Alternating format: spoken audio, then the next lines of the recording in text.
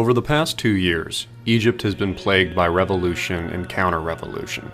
What started with the Arab Spring and the fall of Hosni Mubarak led to the rise of Mohamed Morsi with ties to the Muslim Brotherhood and backing of the U.S. president.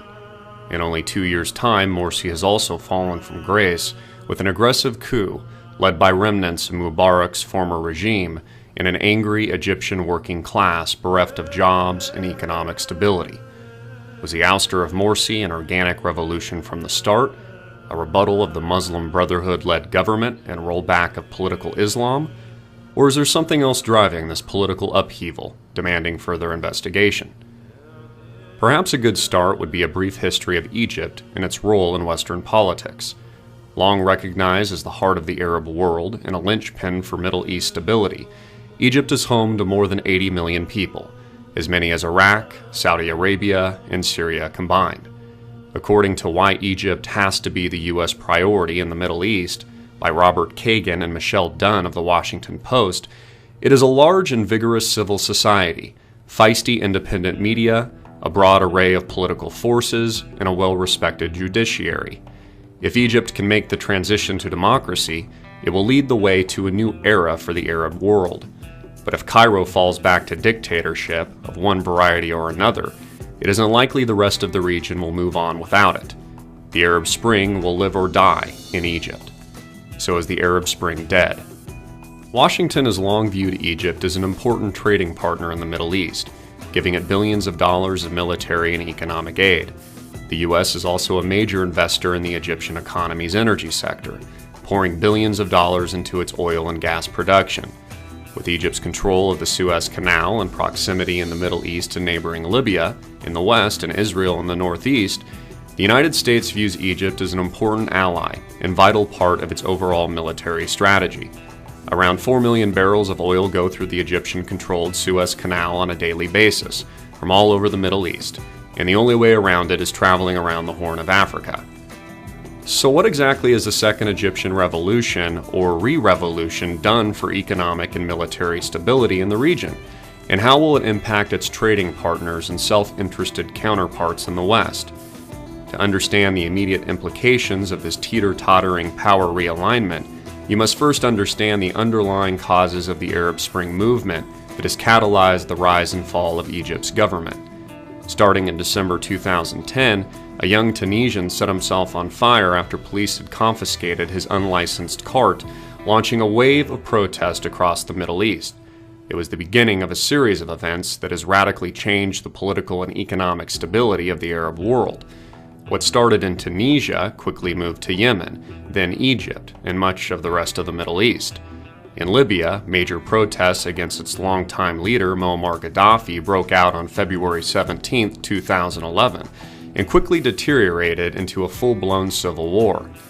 U.S. President Barack Obama, having bypassed Congress in the War Powers Resolution Act of 1973, invaded Libya in March 2011 without the consent of Congress, ordered warships to the Mediterranean, and led an international effort to establish a no-fly zone in Libya to help facilitate the murder of Libyan leader Muammar Gaddafi. This was a blatant violation of the U.S. Constitution and will of the American people.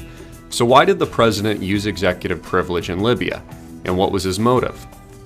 On March 28, 2011, Obama gave a televised address about Libya. It included this passage about his actions. Confronted by this brutal repression and a looming humanitarian crisis, I ordered warships into the Mediterranean. European allies declared their willingness to commit resources to stop the killing. The Libyan opposition and the Arab League appealed to the world to save lives in Libya. At my direction, America led an effort with our allies at the United Nations Security Council to pass a historic resolution that authorized a no-fly zone to stop the regime's attacks from the air, and further authorized all necessary measures to protect the Libyan people. But was this Obama's real motive in Libya, to stop the killing of the Libyan people, or was there another agenda? Many believe that the Arab Spring protests have been a Western-planned and executed series of events to divide the Middle East into smaller rival nations in order to create instability and plunder their wealth. According to the article, Is the United States the Cause of the Arab Spring at ArabNews.com, some point to the theory that the recent events in Egypt, Libya, Yemen, and Syria point to a calculated plot to destroy Arab and Islamic countries and wipe out their rich heritage and history. Although it might sound far-fetched to some, could there be any truth to this? It is important to note that immediately after the downfall of Muammar Gaddafi and the collapse of the Libyan government, the Obama administration began covertly trafficking guns through Benghazi to neighboring Syria. Highlighted by the September 11, 2012 Benghazi terror attack at the U.S. Embassy that killed Christopher Stevens and 3 other Americans on the anniversary of September 11th, many believe the Benghazi terror attack was a massive Obama administration-led cover-up. But why? What were they covering up? According to Kimberly Dvorak of The Examiner, it wasn't a secret that Ambassador Christopher Stevens played a key role in Libya's Arab Spring. During the course of the revolution that ultimately toppled Muammar Gaddafi, Stevens built a relationship with the Libyan rebels, and it's this experience that made him the front-runner for the Libyan ambassadorship. Stevens' history of working with Libyan radicals provided the perfect opportunity for the Obama administration to covertly move newly purchased weapons from Libya's freedom fighters to Syrian insurgents via ships through Turkey. Former CIA officer Claire Lopez validates this claim, saying that means Stevens was authorized by the U.S. government of state and the Obama administration to aid and abet individuals and groups that were at a minimum allied ideologically with al-Qaeda, the jihadist terrorist organization that attacked the homeland on the first 9/11, the one that's not supposed to exist anymore after the killing of its leader Osama bin Laden on May 2, 2011. On September 25, 2012, former President Bill Clinton tells CBS that the suggestion that somehow America could or even should be in the driver's seat in the Arab Spring is inherently ridiculous, but then suggests he wouldn't be surprised if the United States is using non-lethal measures to contain Bashar al-Assad by trafficking guns to the Syrian opposition. Speaking of the Middle East and currently what's going on in Syria, one of Romney's top foreign policy advisors said the other day that Obama has made the United States look impotent in the world. The facts bear that out? I disagree with that. I disagree with that. The suggestion that somehow America could or even should be in the driver's seat in the Arab Spring is inherently ridiculous. I mean, should we be doing more? I can go through every country. We'll take Syria as an example. Should we be doing more in Syria? Syria is a really difficult proposition, and it's a complex society. When Mr. Assad goes, as I believe eventually he will, what takes its place? How do we do that? These are complicated things. I don't know enough about, whenever one of these things is going on, I should say, I go out of my way not to talk to Hillary about it, so I don't have any information I shouldn't have, so I don't inadvertently say something to you that I shouldn't say. So I don't know what their options are. But I think that if we have some non-lethal options that we could use to support the Syrian opposition, I presume we would be doing it, and I wouldn't be surprised if we are.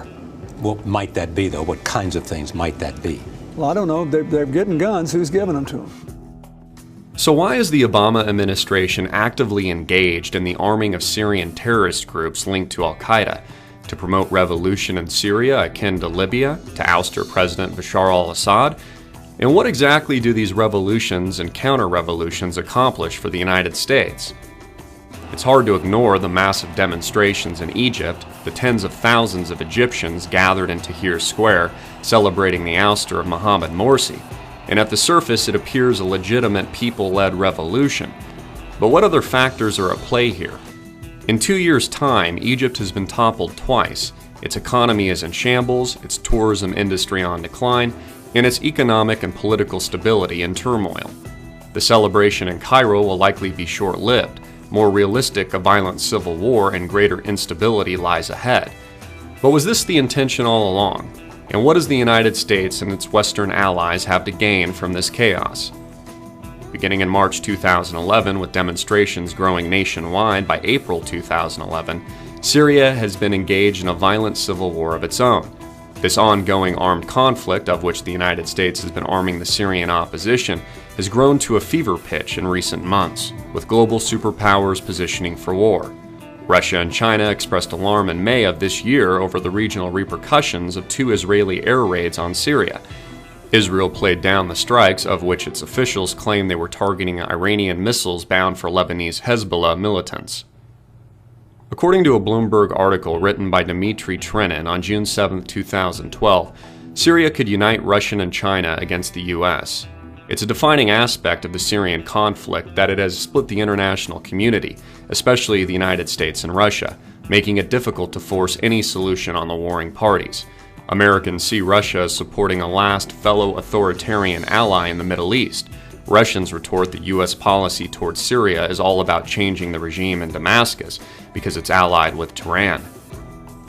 Russia's President Vladimir Putin has made it clear that his opposition to foreign military intervention in Syria is as strong as ever. This puts the United States on a direct collision course with Russia and China, should President Barack Obama authorize military action in Syria like he did in Libya.